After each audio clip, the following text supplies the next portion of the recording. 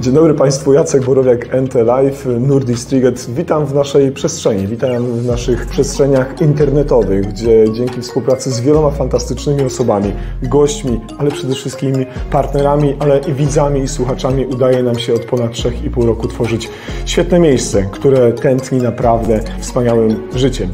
Jest mi niezmiernie miło, że przez ostatni czas zrealizowaliśmy dziesiątki fantastycznych odcinków i jestem przekonany, że kolejny sezon, czwarty, który już rozpoczął się we wrześniu, będzie przynosił również takie ciekawe audycje na żywo realizowane w naszych mediach społecznościowych. Drodzy Państwo, jeżeli macie ochotę, jeżeli macie potrzebę uatrakcyjnić swoje wydarzenia, konferencje, sympozja, szkolenia, webinary, zapraszam Państwa do współpracy. Zapraszam do tego, byśmy razem tworzyli przestrzeń, która rozwija system medycyny przedszpitalnej w Polsce, ale nie tylko, bo jak wiemy, NT Live, Nurdistriget to przecież o bezpieczeństwie mowa. Zatem jestem do Państwa dyspozycji, zachęcam do kontaktu i zachęcam do współpracy. Dziękuję, pozdrawiam najserdeczniej.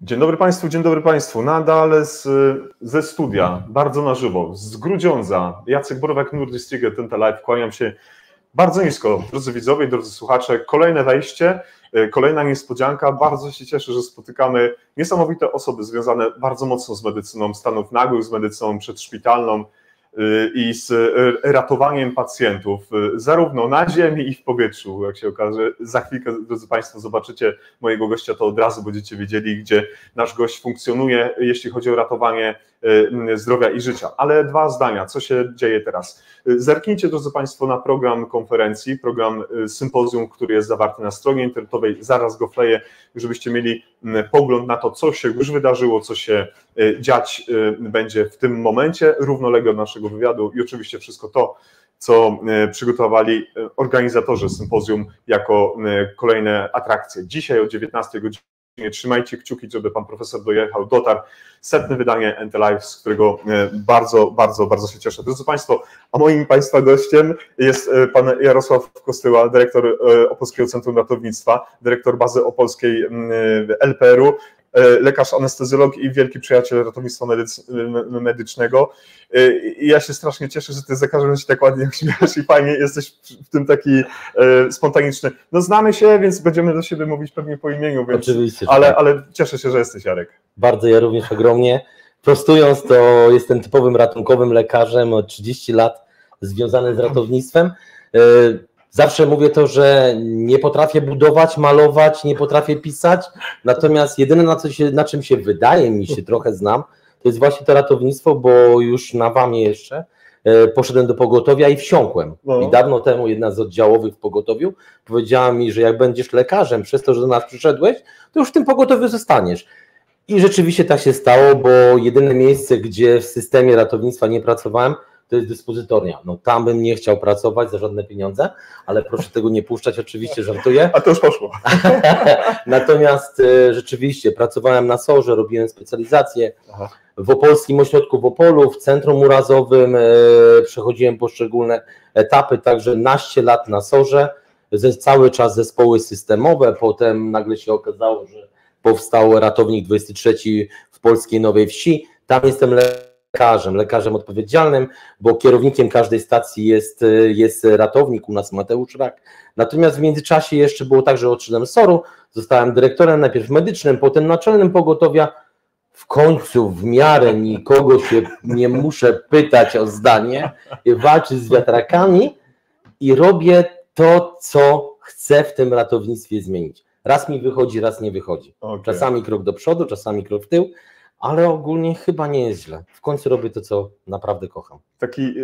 Ja się bardzo cieszę na nasze spotkanie z dwóch powodów. Pierwszy już powiedziałem, zawsze uśmiechnięty, drodzy Państwo, nasz gość to jest coś niesamowitego. A drugi powód jest bardzo prosty i prozaiczny. Kiedy w zeszłym roku pojechałem na Śląskie Dni Medycyny stanów nagłych, między innymi był tam z nami Łukasz Wierzba, którego pozdrawiam, siedzi za kamerą, który realizował Śląskie Dni Medycyny. Podszedłem w trakcie Twojego wykładu, żeśmy mówili o zmianach systemowych, tam rozmawialiśmy o RSI, o ketaminie. i pan doktor wtedy, dla mnie nieznana postać, chociaż słyszałem o tobie w środowisku, powiedział o wielu rzeczach, do których powinniśmy dążyć. A ja się zgłosiłem i powiedziałem, panie doktorze, no w porządku, mówi pan o wielu zmianach, ale jak to robić, żeby to było dobre.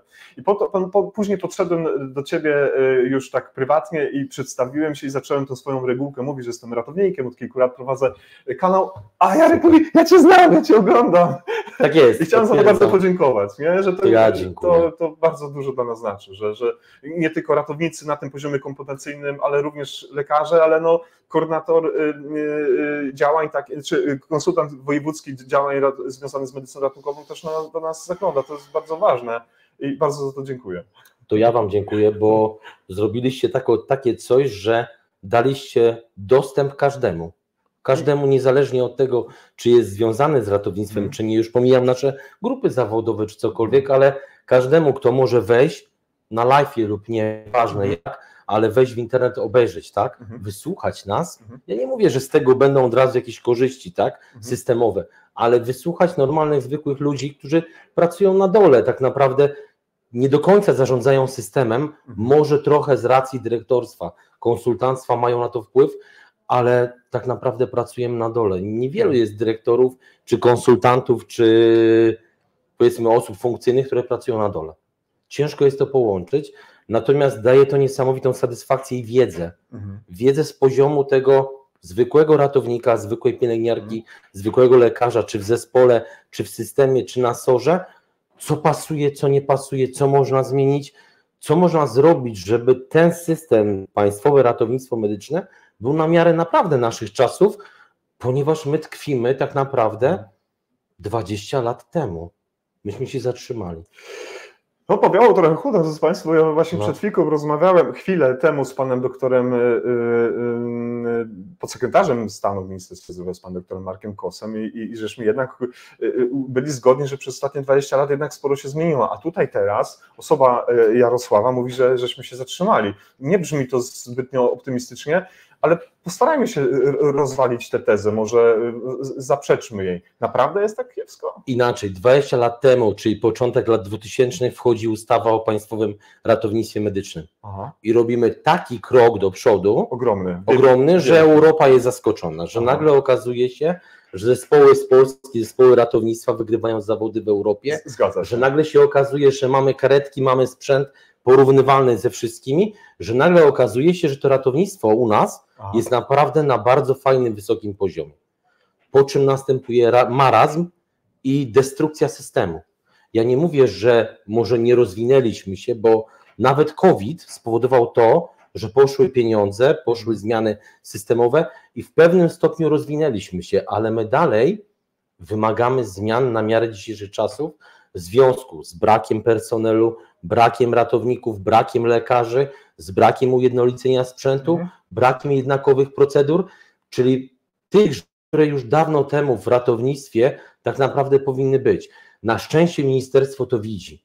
Pan minister super, stoi za nami murem. Jego cały pani dyrektor, departament, rewelacja, że te zmiany czas najwyższy, żeby nastąpiły.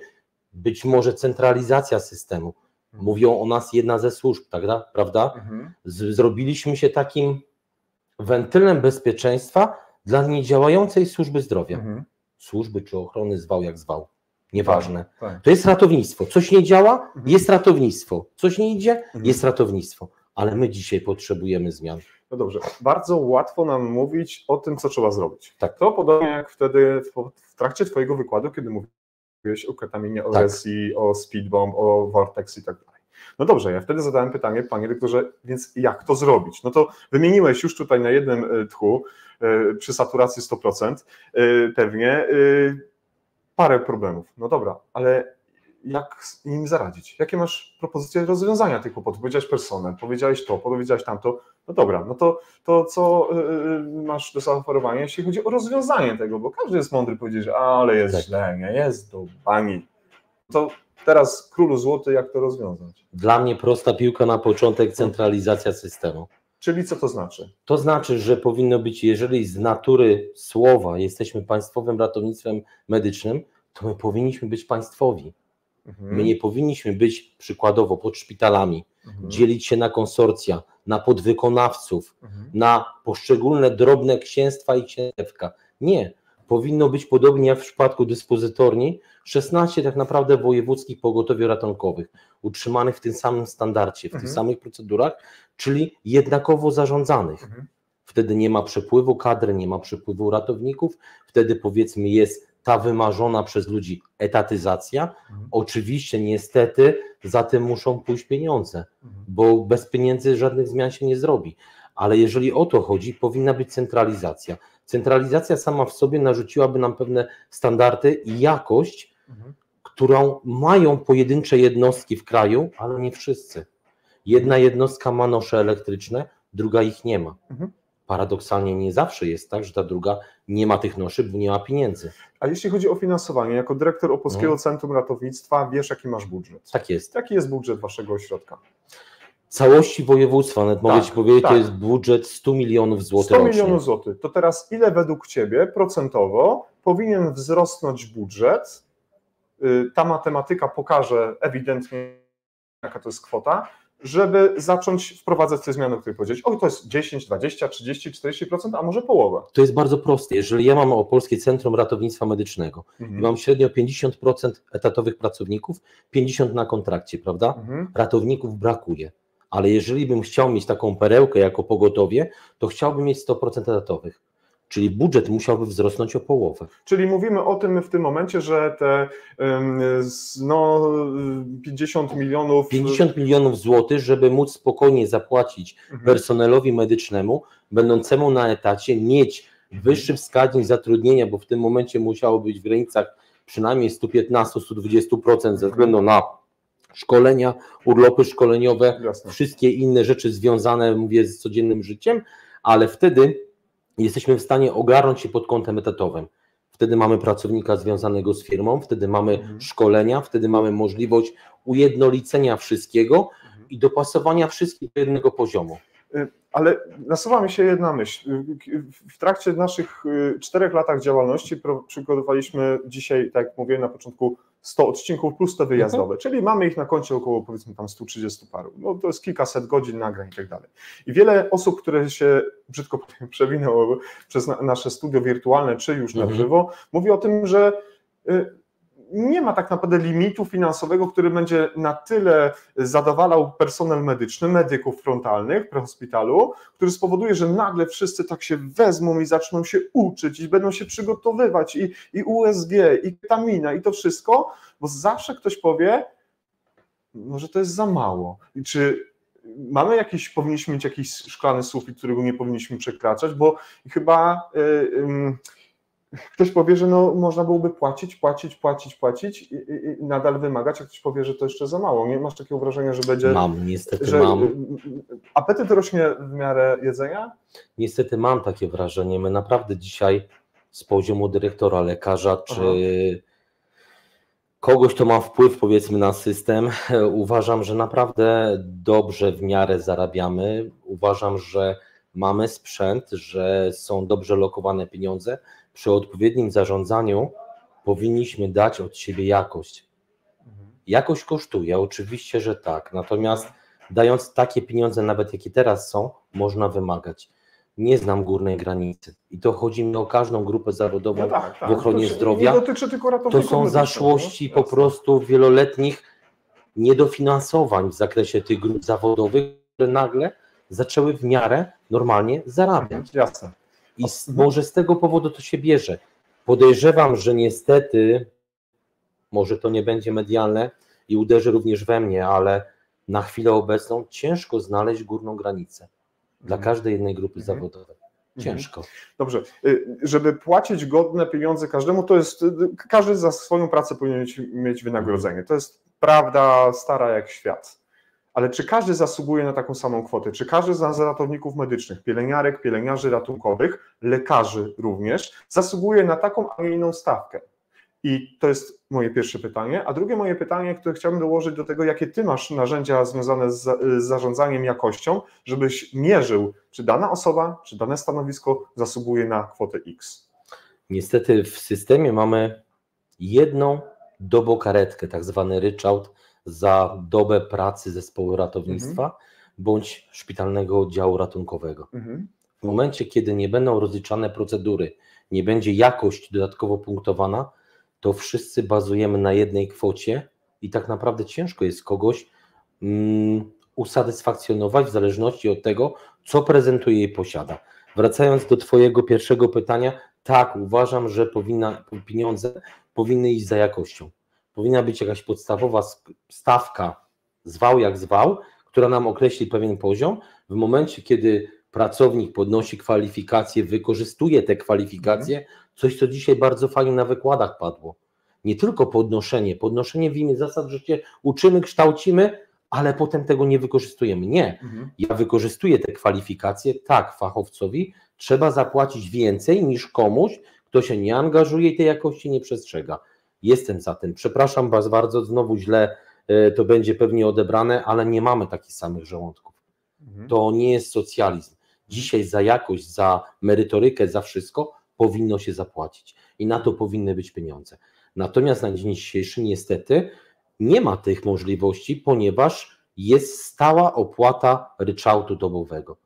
Paradoksalnie, czy ten ratownik się udziela, czy ten lekarz się udziela, czy nie udziela, to on dostaje tą samą stawkę godzinową. No bo zobacz, drogi Jarosławie, bo problem polega na tym, że później ci, którym się chce pojechać na kurs, no może na stypendium, na wymianę Erasmusa, kongres, sympozjum, właśnie na szkolenie z RSI czy z ultrasonografii, cokolwiek wybierzemy, a druga osoba powie, no po co mam to robić, bo i tak dostanę ten sam cash, więc idę na dyżur, na 12 bądź na dobę, wyślę fakturę albo mi zapłacą, bo jestem na etacie, to jest niesprawiedliwe. Bardzo. Niesprawiedliwie w stosunku do tych osób, które coś chcą. Absolutnie tak. Dokładnie. Paradoksalnie tutaj akurat związki czy inne instytucje działają całkowicie przeciwnie. Ujednolicenie całego systemu wszystkich innych i danie każdemu porówno. Ja jestem przeciwnikiem. Uważam, że za te rzeczy trzeba zapłacić. Co robię w firmie? Nie mam systemu premiowania, ale mam system nagród. Więc w tym momencie, jeżeli spotykamy się całą dyrekcją, osobami, koordynatorami, którzy podpowiadają mi, że dany człowiek pomagał, robił, kształcił się i tak dalej, ja jestem w stanie go wynagrodzić dodatkowo. Jeżeli ktoś nic nie robił, dostaje pewno minimum, tak? To, co żeśmy rozmawiali, natomiast ten ktoś, co działa, dostaje 2-3 razy w roku, określoną kwotę niestety dodatkowych pieniędzy. No tak, i znowu tak wrzucamy. Ale wrzucamy to wszystko do jednego, że tak powiem, worka. Zatem powiedziałeś przed chwilą, że to dostajesz feedback od Twoich współpracowników, od na przykład szefów podstacji i tak dalej. Dokładnie. I dostajesz o nich jakąś informację. Świetnie. To jest jedno z narzędzi do badania jakości. Jakie jeszcze uważasz masz albo powinny być narzędzia, które ewidentnie pokazują, czy Iksiński bądź Kowalski zasługuje na dodatkowe świadczenia wynikające z podnoszenia kwalifikacji zawodowych i bycia przekozakiem, bo czasami się to po prostu nie opłaca, więc jakie to są dodatkowe narzędzia? Dodatkowe narzędzia, które może mieć dyrektor tak naprawdę, to jest ten system premiowy. Premiowanie danego pracownika. Ale czy to mierzy jakość? No nie do końca. No niekoniecznie, bo znowu karmimy algorytm finansowy w portfelu, ale nie mierzy jakości. Ale przykładowo jest tak, że tylko nie zdradź mnie, obecnie jest taki mam system, tylko że to idzie na żywo. Instruktorom, to naprawdę idzie na żywo. Instruktorzy moi, którzy działają razem ze mną w jednej grupie, pomagają mi to wszystko, że tak powiem, udźwignąć, jestem w stanie zesponsorować im kursy certyfikowane. Doszedłem do wniosku, że w jakiś sposób wynagrodzę te parę osób, które ze mną trzymają to całe podwórko, bo to nie jest tylko moja praca. Ja tak naprawdę to jestem człowiekiem, który to wszystko trzyma w jednych rękach. Natomiast to jest robota całego zespołu, więc skoro oni pracują, to wymyśliłem, że w tym roku każdego z nich lub całą grupę powysyłam na certyfikowane kursy, za które musieliby sami zapłacić. Ja wiem, że wracamy do pieniędzy. Ale one są ważne. Ale w tym momencie na przykład wymyślą sobie, nie wiem, TC3, ITLS, ALS, PALS, co by chcieli, czy nawet instruktorkę, jestem w stanie ponieść koszty, pełne koszty za to, żeby im dać w formie nagrody, nie pieniężnej, ale pieniężnej, ale coś takiego, żeby oni, że tak powiem, poczuli się docenieni. Rozumiem. To są tego typu rzeczy. Czy powinniśmy stawiać pod ścianą ratowników i w ogóle z pracowników systemu? Nie chcemy dotknąć tutaj ani ratowników tylko mocno, albo pielęgniarzy, ale też dotykać personelu lekarskiego. Czy powinniśmy stawiać sprawę jasno, dawać ultimatum, słuchaj, jeżeli nie nadrobisz, jeżeli nie poprawisz swojego zachowania czy podejścia zawodowego przez najbliższe pół roku, musimy się rozstać. Tak. W grę wchodzi życie i zdrowie ludzkie. To nie jest typowy zakład pracy, aczkolwiek w każdym zakładzie pracy nawet to łożysko zrobione na automacie może się kiedyś urwać w kole, koło się urwie i człowiek się zabije, prawda? Podnicę do kłębka. Oczywiście taki przykład. Ale tak, powinien być system weryfikować ich, to co jest w sercach robione, weryfikacje, audyt medyczny, żeby sprawdzić, jeżeli odstaje, dostaje oczywiście wszystkie narzędzia i możliwość naprawy, poprawienia swojej jakości.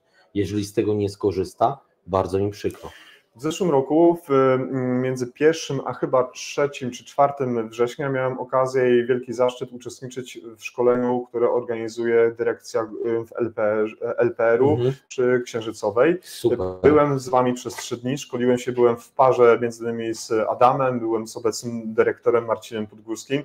Miałem pierwszy raz okazję po 10 latach znowu pracować z polskimi medykami, bo już nie pracuję w polskim systemie. To było szkolenie medyczne? To autorskie? Tak, to były jedno z najlepszych szkoleń w Modlinie. Dla mnie to było mistrzostwo świata. Widziałem, jak pracujecie, widziałem, jak się szkolicie, widziałem, jak Tomek Sikora, paru innych fantastycznych ludzi, którzy byli na tych różnych case'ach, Michał Słomian i tak dalej, pokazywały, jakby ćwiczyliśmy te case'y. Co się dzieje? Dlaczego jest tak, że w LPR-ze można, a w tym na przykład w ZRM-ach nie można, u różnych dysponentów nie można? Na czym rzecz polega? Dlatego, że z założenia LPR ma być elitą, ja rozumiem, bo wysoko lata i dlatego są na wysokim poziomie, czy to jest kwestia świadomości tego, że nie zgadzamy się na to, żeby robić byle jakość w tej naszej robocie? Bo ja z jednej strony byłem szczęśliwy, że to zobaczyłem, ale z drugiej strony mówię, no to dlaczego to nie działa wszędzie tak? Jeżeli ktoś nie wie, jak to zrobić, to wystarczy było iść do profesora Gałązkowskiego, który już po 16 latach nie jest dyrektorem, jest teraz Marcin Podgórski, któremu dzisiaj gratulowaliśmy, ale to nie jest jakaś wiedza tajemna. Myślę, że profesor by udzielił odpowiedzi, jakichś wskazówek. To dlaczego się tak nie dzieje? Dlatego, że dawno temu pan profesor Gałązkowski zrobił coś, co wywróciło polskie ratownictwo. No to czemu nie można teraz postawił na jakość i my dzisiaj właśnie o to walczymy w zespołach systemowych, czyli jesteśmy te 16 lat do tyłu i musimy to nadrobić. Jakość, która wynika w LPR-ze, sam pracuję jako lekarz, jeżdżę na te kursy, Modlin, chylę czoła przed moimi kolegami, instruktorami. Super. Jedno z najlepszych szkoleń, na jakich byłem w ogóle w życiu, gdzie naprawdę mam całą instruktorkę zrobioną i tak dalej, nieważne, za Modlin, super sprawa. Nie dość, że się dużo nauczyłem, przypomniałem, to jeszcze zweryfikowałem, że rzeczy, które wydawało mi się, że są pierdołami i na które nie zwracałem uwagi, tak naprawdę są bardzo ważne. Takie szkolenie przypominające co jakiś czas postawia mnie do szeregu, powoduje to, że się pilnuję, powoduje to, że nie uważam się za Boga i za elitę, że jestem lekarzem HEMS-u do współpracy w grupie dla ratowania pacjenta, ale LPR to zrobił naście lat temu. Oni też nie od razu to wprowadzili. Nowe śmigłowce, nowe procedury, ujednolicenie wszystkiego i tak dalej, spowodowało to, że doszli do momentu tego, gdzie są. I teraz ja, będąc dyrektorem swojej stacji pogotowia w Opolu, próbuję pewne rzeczy, to co mogę przerzucić na realia, cywilne chciałem powiedzieć, ale w sensie nasze cywilne na kołach, to próbuję przenieść. Checklisty, szkolenia dla ratowników, wchodziła karta zgonu, szkolenia z karty zgonu, wchodził speedbombu, intubacje, różne inne rzeczy, dokładać leków, materiałów, plecaki modułowe lub ze spisaną listą, gotowe zestawy, pasy medyczne, wprowadzam to wszystko, co już mam w LPR-ze, korzystam, nie rozbijam murów, tak? Otwieram te same furtki i tymi samymi drogami idę. Potrzebuję czasu. Niestety mamy trochę niedofinansowanie, ale LPR też je ma. To jest ten sam wózek. Ale już się dużo zmieniło w finansowaniu. Ale się już dużo zmieniło. Ale przecież czasu nie mają nasi pacjenci. Tak, oczywiście. Mamy pacjentów, którzy nie mogą czekać. To się nie stanie niestety od razu i to jest nasz ogromny problem, bo jest najważniejsza rzecz, którą trzeba zmienić. Myślenie naszej grupy zawodowej. I tak jak mówisz, nie chodzi o ratowników tylko, nie. To są lekarze, to są pielęgniarki systemu, to są SOR-y, to jest cały system izby przyjęć, że musi się zmienić po prostu pewne myślenie. A nie chcesz dodać słowo pokolenie? Nie wiem, czy jestem na tyle odważny, żeby to powiedzieć na antenie. Bo chciałbym to zrobić jeszcze za mojego życia, ale powiem Ci, mam syna na medycynie. Czasami niektórzy mówią, że to musi wymrzeć jakieś pokolenie, brzmi to brutalnie, ale to tak Mam jest. syna na medycynie, który jest innym pokoleniem, prezentuje inną jakość. On już to ma. Jego tego uczą. My tego jeszcze nie mamy i prawdopodobnie masz rację, że pokolenie, ale kurde, mam takie marzenie, że chciałbym, żeby to było jeszcze w moim pokoleniu. Jak już mieć rost, to jeszcze za tego systemu. No bardzo bym chciał. Ta jakość to jest, słuchajcie, ja wiem, że teraz pierdoły gadam, ale byłem na stażach w Heidelbergu, kolebka medycyny ratunkowej w Europie. Absolutnie. Mówię w Anglii, współpracowałem z Amerykanami na wielu misjach. Jakość u nich była już 20 lat temu. Te problemy kadrowe, te problemy z zespołami medycznymi, z SOR-ami, przeciążenia, przeładowania, oni to przerabiali na początku lat 2000. My te furtki mamy otwarte. Możemy pójść tą samą drogą, żeby wyprostować ten system i się może wtedy skróci. Ale ileś to będzie trwało. No. Chociaż mam nadzieję, że szybciej pójdzie. Sporo roboty. Mówię, że syn poszedł na medycynę, wspomniałeś wcześniej WAN, Wojskowa Akademia Medyczna Tak rusza jest. od przyszłego roku. Dostałem informację od pani podpułkownik Anity Podlasin, dała mi znać, Jacek, zobacz, co się u nas w Polsce dzieje. Bardzo dobrze. Ale jeszcze ostatnim wątkiem, bo musisz pewnie już lecieć. Jak podaje Ministerstwo Zdrowia na swojej stronie internetowej, komunikat prasowy z 19 kwietnia brzmi taki: za nami narada dotycząca funkcjonowania systemu Państwowe Ratownictwo Medyczne na terenie województwa opolskiego. To jaka jest diagnoza, żeby była takim podsumowaniem naszej rozmowy? To na czym dzisiaj stoimy? Stoimy na tym, że musimy zmienić plan zabezpieczenia województwa opolskiego w ratownictwo medyczne. Co się z tym wiąże? Jednostki systemu, czyli zespoły ratownictwa medycznego i SOR-y należą pod poszczególne szpitale, pod konsorcja, są rozparcelowane na całym województwie, ale za całość systemu odpowiada pani wojewoda. Pani, która czuje bluesa naprawdę i wie, że to się musi nastąpić. O co musimy powalczyć? O zwiększenie ilościowe zespołów podstawowych, bo to one są dzisiaj sercem systemu. Rozmieszczenie tych systemowe, żeby był jak najkrótszy czas, skrócenie tego czasu dotarcia do pacjenta. Z racji braków kadrowych lekarskich ograniczenie, przekształcenie ESEK w zespoły podstawowe, czyli uzyskanie ich więcej, ale też zrobienie, powiedzmy, z 12 na terenie naszego województwa istniejących ESEK 4 lub 5. Kroku małego do przodu, które w przyszłości mogą stanowić zalążek systemu RANDEWU.